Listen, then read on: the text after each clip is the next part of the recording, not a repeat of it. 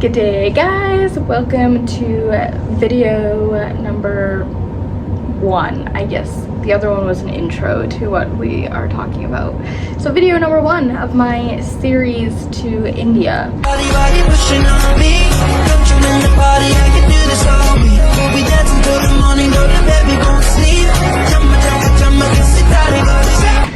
If you guys haven't watched my intro, you should go watch the intro video to this series. But this is my India in a nutshell video. So just some basic things that I saw and recognized in India while I was there. Hi, my name is Amy. I am 20 years old. I am from Canada and I went to India for 32 days. And I did bring my passport to prove that I went to India for 32 days. Also, just to brag that I got my little stamp. I left India and then went back to India, so I actually have another stamp right there for departure. So there we go. I went to India. All right, so I have a little note sheet here, just things about India that I think are interesting. You might not think are interesting, but this is India in a nutshell. Everyone in India drives a Suzuki. The cars in India are like really different. Like, they're like a normal car. First of all, everyone drives a stick.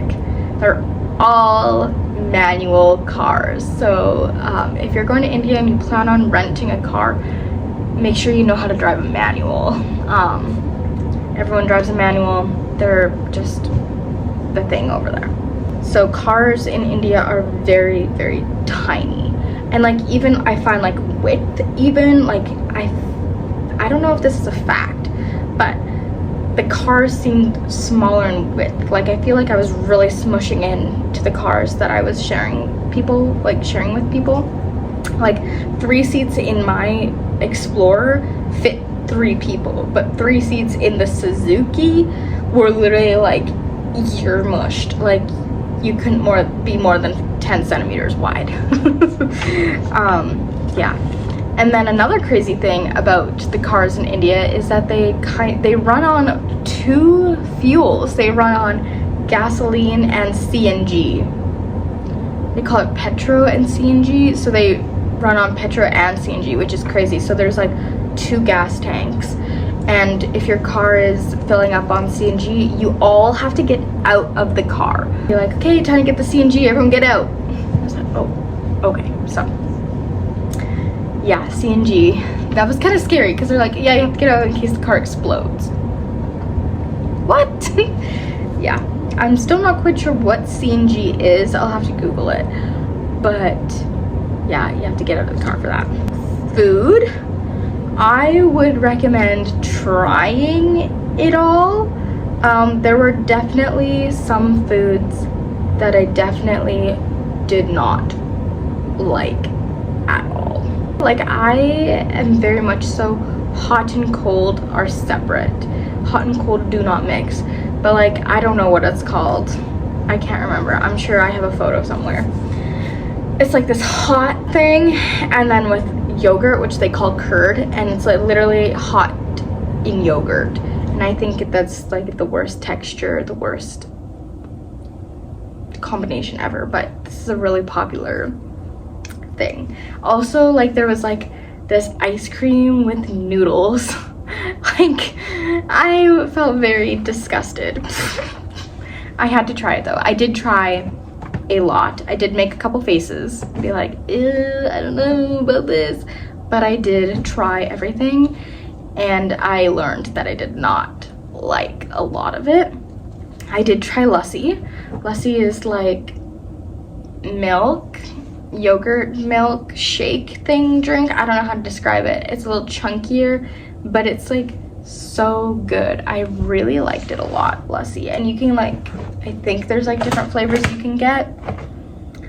And then I really like white chickpeas. Anything white chickpea was really good. And paneer tikka masala, butter paneer, just paneer everything. I love paneer. Towards the end there, I was getting really sick and my body started to reject the paneer because of how much paneer I was eating. Like, I started to get real sick after eating paneer towards the last like 10 days. Don't drink the water or eat ice cubes unless you are from India and your stomach can handle it. The entire time I was drinking bottled water, and then we went to this one Masi's house, auntie, and I didn't realize I wasn't drinking filtered water, and I drank it and I gave myself beaver fever from the water, essentially, as what we call as beaver fever.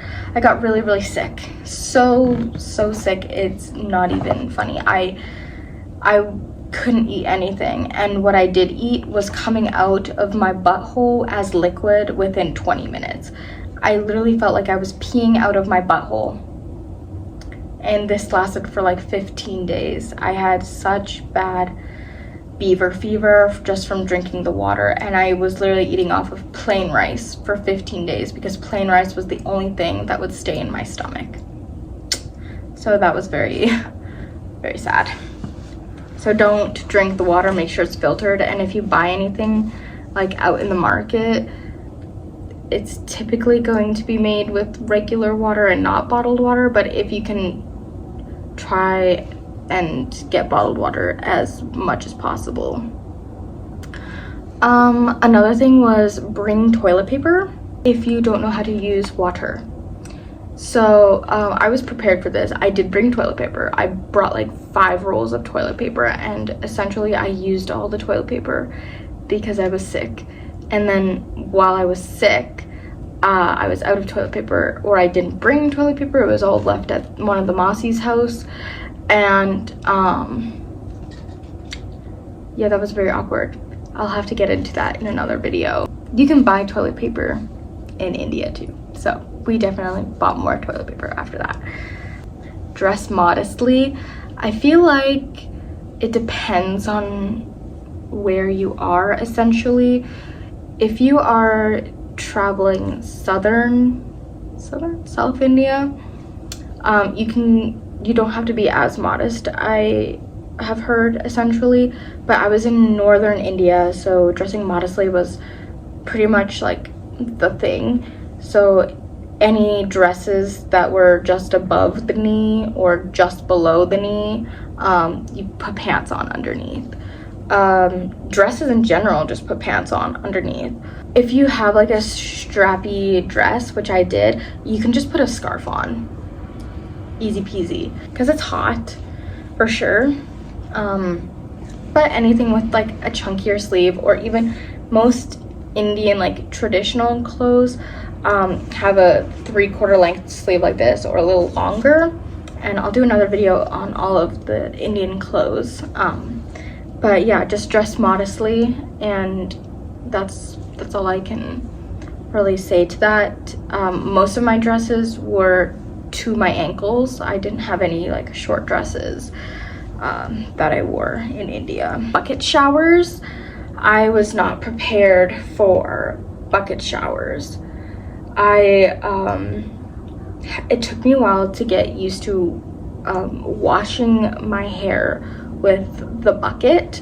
I couldn't quite understand if I was getting water on my head or if I was getting all the soap out of my hair.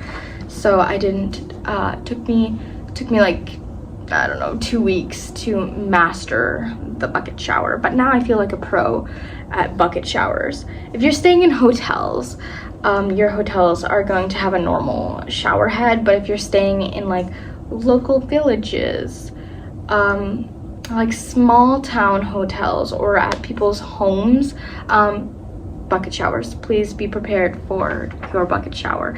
And with that, there are no mirrors in bathrooms typically. You have to find a mirror in like a bedroom or something.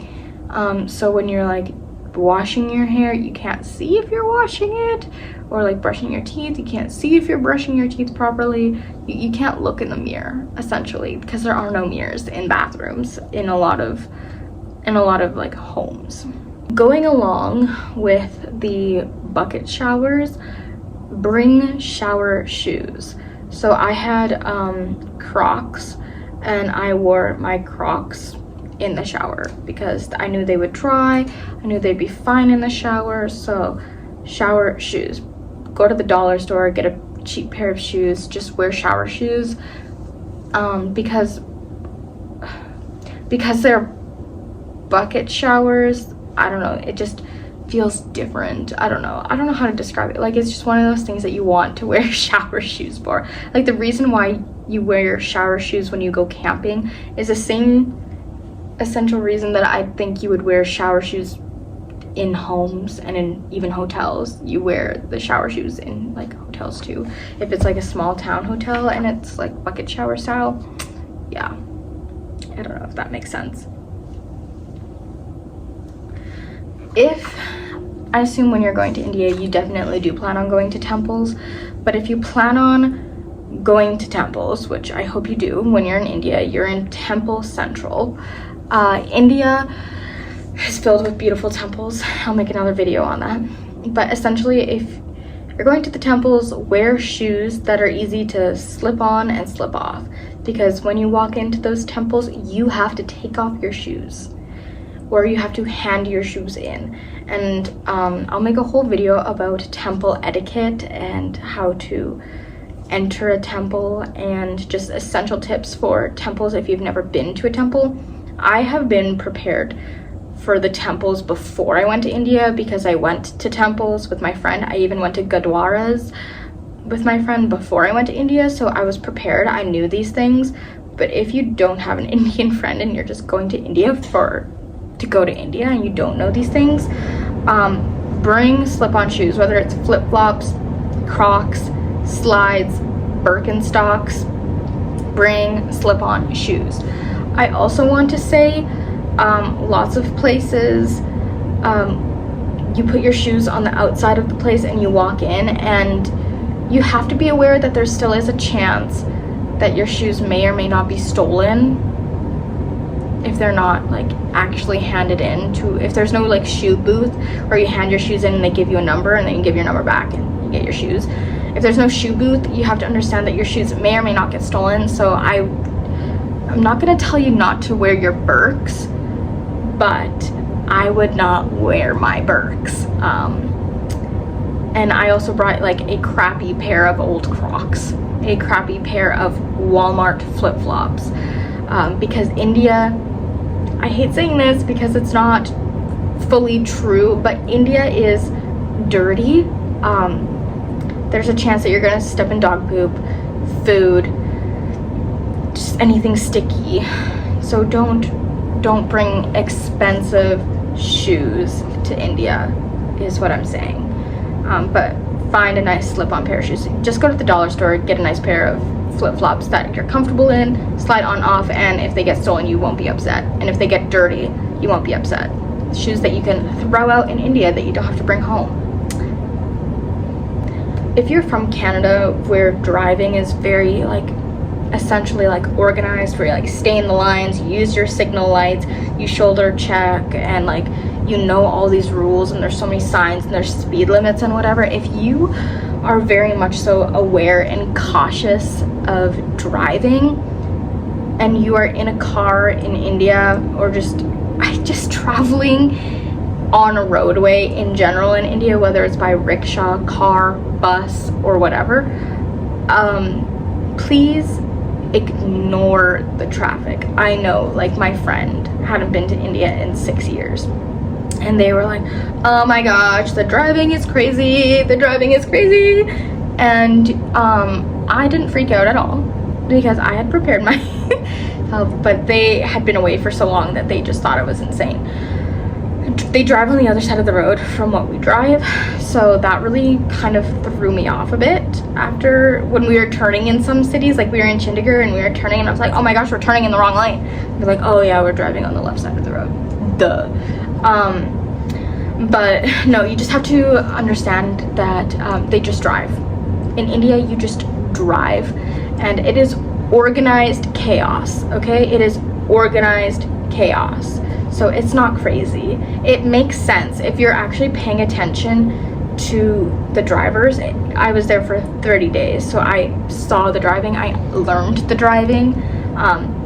It's nothing. It's really, I actually think India driving is safer than Canada driving because everyone is always watching. You are constantly using your horn, be like beep beep, move out of the way, beep beep, I'm coming behind you, beep beep, I'm passing you. I think India is honestly a safer driven country than Canada, let me be honest. I'll do another video about driving, but essentially I went to Chicago in February, and every single car in Chicago had a dent in it, a scratch on it. The driving in Chicago was chaotic. Like, it was like people weren't staying in their lanes, and like, as you know, like, you stay in your lane, you put your signal light on, you shoulder check, but people were just like zooming everywhere, and for the people that do stay in their lane, that causes accidents. In India, there's lanes, but no one stays in them, and they just go, you just drive. And all the cars in India were like in pristine condition. Like, I never saw a dent, I never saw like scratches, like even mirrors like weren't cracked that like I see here. In Canada and Chicago, cars are mushed because everyone drives correct, and you have one person that's not driving correct, while in India everyone drives like organized chaos, and so your car stays very, very well. So, and I think that's enough for this video. I'll do another half of just India in a nutshell in video number 2. So that's it for this video, and I'll see you in the next. Bye.